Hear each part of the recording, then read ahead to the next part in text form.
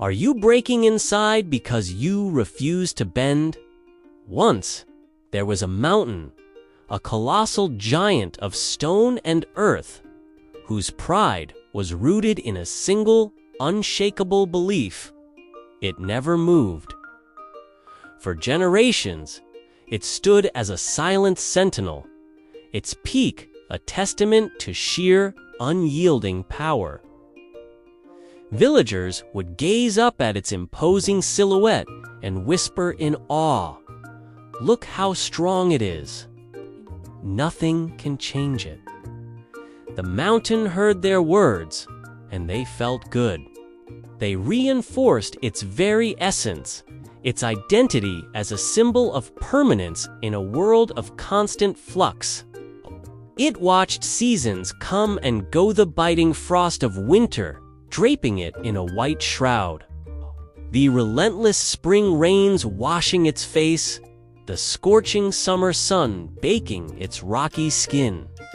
Through it all, it remained unchanged, a stoic monument to its own strength, and it was proud.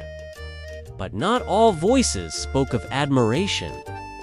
The wind, an ancient and restless spirit, often visited the mountain, sighing as it swirled around the jagged peak. "You are strong, mountain." The wind would murmur its voice, a low whistle through the crags, but you do not listen. Your strength is a cage. The mountain ignored this, dismissing the wind as fickle and transient. When storms raged, gathering their fury to lash against its slopes, the mountain met them head-on. It stood stiff and hard, an immovable object against an unstoppable force. But this rigidity came at a cost. In the face of the gale, huge rocks would crack under the immense pressure, their fissures like scars of a silent battle. The ancient trees that clung to its sides, unable to find shelter, would snap and break, their splintered trunks a testament to the mountain's refusal to yield. The mountain saw this damage not as a weakness, but as the price of its unwavering resolve. It believed that to give even an inch was to surrender entirely. One day, something new appeared. A small, humble river began its patient journey up the mountain's steep side. It did not charge or attack. Instead, it climbed in tiny, delicate steps, weaving its way through the crevices and cracks. Where the stone was hard, the water flowed around it. Where there was a dip, it formed a shimmering pool, reflecting the sky like a liquid eye. The river's voice was a gentle, continuous murmur, a stark contrast to the howling wind. "Look at me," it gurgled softly as it trickled over the rocks. "I change shape every second. I am never the same from one moment to the next. I bend, I flow, I yield. And that is why I survive. That is my strength." The mountain watched as the river curved smoothly around the sharpest stones, its path a dance of constant adjustment. It never shattered, it never broke, it simply found a new way forward. The mountain pondered this, but its pride was a fortress, and the river's wisdom remained outside its walls.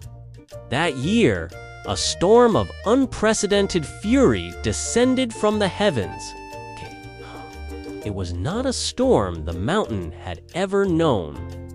The sky turned a terrifying shade of black, ripped open by blinding flashes of lightning. The wind didn't just howl, with a primal, destructive rage. Thunder wasn't a distant rumble. It was a physical force that shook the very foundations of the earth.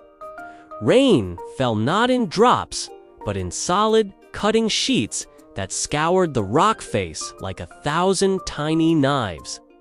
The mountain, true to its nature, prepared to endure. It braced itself, every ounce of its mass set in rigid defiance. It would not give, but this storm was different.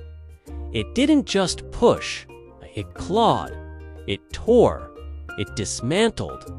The ground trembled violently, and with a deafening groan, huge sections of the mountain's face, parts that had stood for millennia, gave way and crashed down into the valley below.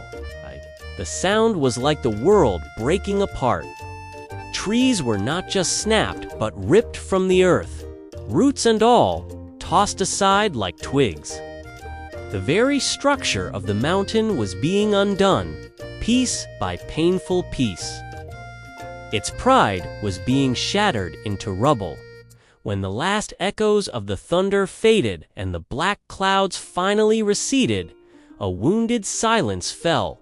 The mountain, scarred and diminished, looked down at the forest in the valley below. The storm's wrath had been felt there too, but the sight was different.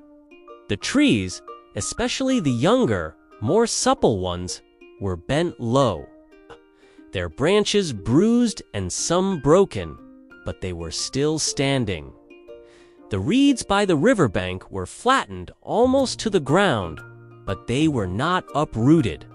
They had yielded to the storm's power, bending with its fury instead of fighting it. They were damaged, yes, but they were not destroyed. They were alive. And as the sun began to shine through the clearing clouds, they were already beginning to straighten, reaching once more for the light. The mountains saw their resilience and, for the first time, felt a tremor of doubt in its own definition of strength. It had stood tall and broken. They had bent and survived. Quietly, humbly, the mountain began to listen. It remembered the soft murmur of the river and the sighing of the wind.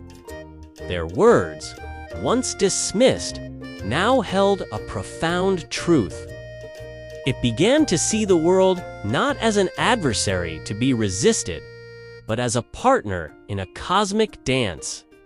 It could not move like a dancer. It could not flow like water, but it could change its idea of what it meant to be strong. Inside, in its core of ancient stone, a shift occurred. It allowed the patient river to carve gentler paths along its slopes. It let grass and small flowers take root in the new cracks, their tendrils holding the soil together. Over time, its very shape began to soften. The sharp, defiant edges were slowly rounded by wind and water, creating terraces where new trees could grow. Their roots finding a safer hold, sheltered by the mountain itself. Strength, it was learning, was not just about resistance. It was also about adaptation. Years later, another great storm came. The sky darkened, the wind rose, and the rain fell in torrents.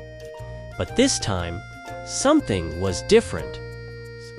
As the deluge washed over the mountain, it did not fight a losing battle. The water found the channels the river had carved, flowing down in controlled streams instead of destructive torrents. The roots of the new trees and grasses held the earth in a firm but flexible embrace, preventing the soil from washing away. The trees on its slopes swayed and bent, their pliability a shield against the wind's power. Fewer rocks fell. There was less destruction, less loss. The mountain was still a mountain, solid, real, ancient. Its presence still dominated the landscape. But now, it worked with change instead of against it. It had discovered a new kind of strength, one born of yielding. After the storm passed, the villagers looked up and saw a change. There were more flowers blooming on the slopes, more green life clinging to the rock. New, gentle paths wound their way across its face, inviting life in. The mountain seemed not weaker, but more alive, more majestic than ever before. Sometimes, the strongest thing you can do is bend just enough not to break. You can be strong and flexible. Learn English with stories. Thank you for watching, and remember to subscribe for more.